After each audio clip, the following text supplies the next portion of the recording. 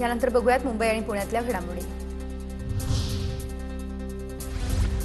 वीरमाता जिजाबाई भोसले उद्यानात गुजरातचे सिंह येण्याच्या हालचालींना वेगाला गुजरात सरकारने घातलेल्या अटी मुंबई महानगरपालिकेकडून मान्य। सिंहाच्या बदली इतर प्राणी देण्याच्या प्रक्रियेला देखील वेगाला।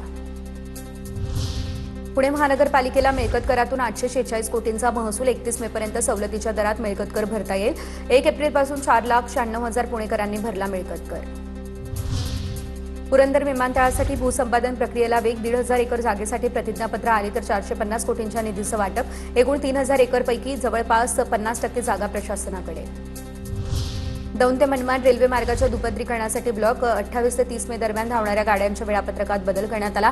पुणे गोरखपूर विशेष आणि हडपसर मुझफ्फरनगर विशेष गाड्या 8 तास उशिरानं धावणार। वाढत्या उष्णतेमुळे मावळमधील पवना धरणातील पाणीसाठ्यात झपाट्यानं घट होतीये। पवना धरणातील पाणीसाठा 25% गेला। नागरिकांना काटकसरीने पाण्याचा वापर करण्याचं आवाहन। सावित्रीबाई फुले पुणे विद्यापीठातील शिक्षक आणि इतर कर्मचाऱ्यांना ई-केवायसी अनिवार्य।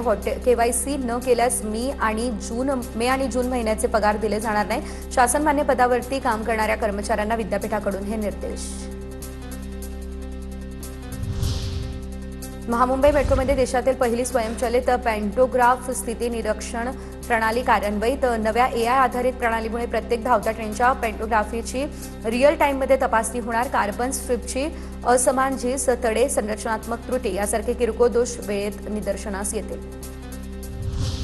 डोंबिवलीमधील मानपाडा पोलिसांकडून हाय प्रोफाईल लव्ह स्कॅमरला बेड्या, तर आरोपी आदर्श म्हात्रे मानपाडा पोलिसांच्या ताब्यात। 100हून अधिक मुलींना प्रेमाच्या जाळ्यात अडकवून फसवणूक केली। आरोपीच्या बँक खात्यामध्ये 90 कोटी रुपये मिळाले, त्यामुळे खळबळ। मानपाडा पोलिसांकडून अधिकचा तपास सुरू। मुंबई पालिकेमध्ये जुनी पेन्शन लागू करण्याची कर्मचाऱ्यांची मागणी। म्युनिसिपल कर्मचारी कामगार सेनेकडून पालिका आयुक्त अश्विनी भिडे यांना पत्र।